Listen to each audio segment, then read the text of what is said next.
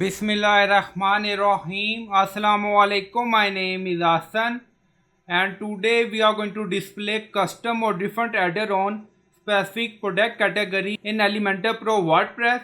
Before starting work, it's my request, please subscribe my channel. Thank you. Now back to our work. So we are in WooCommerce product category candles. So we are going to display custom footer on this category. Now go to custom footer. We created in Elementor Pro. And then you see update, so click on it.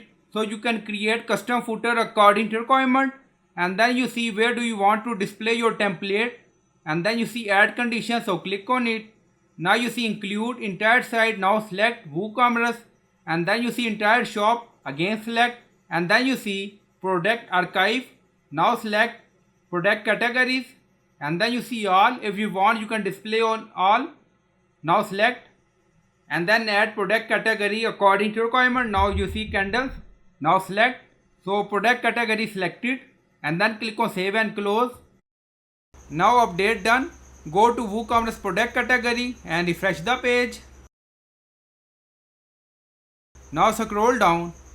So this is our custom footer on product category candles in Elementor Pro WordPress.